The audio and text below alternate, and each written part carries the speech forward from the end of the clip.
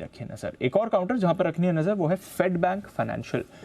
इस पर एक्वेरिस की रिपोर्ट आई है और ये स्टॉक भी आपको रेडार पर रखना चाहिए। Fed Bank Financial recently list भी हुई है कंपनी। एक्वेरिस का क्या कहना है इस पर, आइए जानते हैं एक बार वरुण के साथ। वरुण बताइए। तो दीप, काफ़ी इंटरेस्टिंग रिपोर्ट है और इन्होंने अपनी कवरेज की शुरुआत की है। लक्ष्य जो है वो 160 का दे रहे हैं मार्च 2025 तक, यानी कि यहाँ से एक साल में 30% के आसपास का अपसाइड है। और स्टॉक पे इनका सबसे बड़ा तर्क जो है, मुझे याद है जब इसकी लिस्टिंग हो रही थी तब अनिल सर ने भी यही कहा था और ये भी यही कह रहे हैं कि सबसे स्ट्रॉन्ग चीज़ अगर इसमें कोई है तो वो है पेरेंटेज, फेडरल बैंक की पेरेंटेज। और वो इस कंपनी को काफ़ी फायदा आगे चल के भी पहुंचा सकती है। अच्छे पेरेंटेज के चलते आगे जो क्रेडिट कॉस्ट है वो इनके काफ़ी हद तक कम रहने वाले हैं। जो कॉस्ट ऑफ फंड्स है वो इनके काफ़ी हद तक कम रहेंगे। ये कंपनी पहले अगर आप देखेंगे तो एक केवल प्रोडक्ट डिस्ट्रीब्यूटर था अपने प्रमोटर के लिए, और अब ये कहीं ना कहीं रिटेल फोकस लेंडर है ना, पूरी तरह से बनते जा रहा है। ये एक बहुत बड़ा पॉजिटिव इनको लग रहा है इस कंपनी के लिए।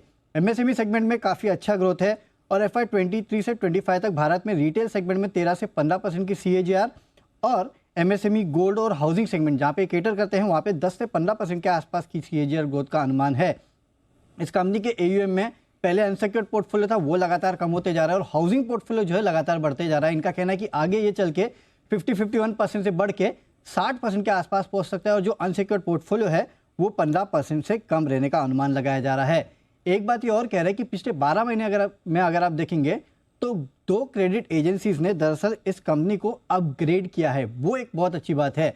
और जिस तरह से ग्रोथ हो रही है, जिस तरह से अपग्रेड्स आ रहे हैं, जिस तरह से पेरेंटेज है इस कंपनी का, उसके चलते आगे चल के ROA जो है वो अच्छे खासे बढ़ सकते हैं। फिलहाल 2.3 के आसपास है, ये बढ़ के 2.8 के आसपास आ सकते हैं।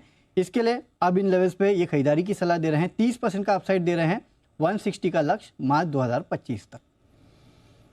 ओके, तो ये है आपके लिए Fed Bank Financial, Fedfina recently listed. इस पर आपके लिए अच्छा टारगेट भी आ रहा है, आज थोड़ा स्टॉक मोमेंटम में भी दिख रहा है और NBFCs में भी आज एक्शन बन रहा है। जैन साहब कवर करते हैं, रिसेंटली मार्केट में आई है ये कंपनी, फेड बैंक की सब्सिडी है फेडफिना या फेड बैंक फाइनेंशियल। हाँ, फेडफिना ही बोलते हैं शॉर्ट में। देखिए, वैसे तो NBFCs ठीक ठाक ही कर रही हैं और ये स्टॉक बहुत ज्यादा इसको कोई रिस्पॉन्स नहीं मिला था, ऊपर के लेवल से करेक्ट ही हुआ है। और बट ठीक है, अब ऐसे लेवल्स पे आ गया जहां पे डाउनसाइड रिस्क लगती नहीं है। और जब price to book value multiple जो सबसे बड़ा क्राइटेरिया होता है देखने का, तो वो अभी भी मतलब ठीक है 3x के ऊपर है। तो मैं यही बोलूंगा कि कहीं ना कहीं प्राइस्ड इन है चीजें, बट जिनके पास आया है, जिन्होंने अलॉटमेंट पाया है, वो लोग होल्ड करके रखे। बाकी इतने सारे विकल्प है दूसरे, तो मैं वहां पे ज्यादा, जैसे कि श्रीराम फाइनेंस है, really looks good to me, M&M financials बढ़िया लगते हैं। फिर कुछ जो आपके NBFCs इसमें है, MFIs है, वो सब बढ़िया लगती है। तो it's a story which is like, मुझे बहुत ज्यादा कोई अट्रैक्शन नहीं आता है, बट ठीक है जिनके पास है वो होल्ड करे। फ्रेश खरीदारी में एक रिस्क रिवॉर्ड रेशियो बढ़िया, क्योंकि ऊपर के लेवल्स 154 के लगभग थे, वहां से करेक्ट हुआ है। सो दैट्स व्हाई बहुत ज्यादा डाउनसाइड रिस्क भी नहीं है। ओके, तो यह है आपके लिए फेड बैंक, जहां पर आपको रखनी है नजर, फेड बैंक फाइनेंशियल या फेडफिना, जहां पर एक एक्शन आ रहा है। कुछ पॉजिटिव ब्रोकरेज रिपोर्ट्स भी आई हैं, स्टॉक में भी आपको रोटेशन बनते हुए दिख रहा है। जय ठक्कर भी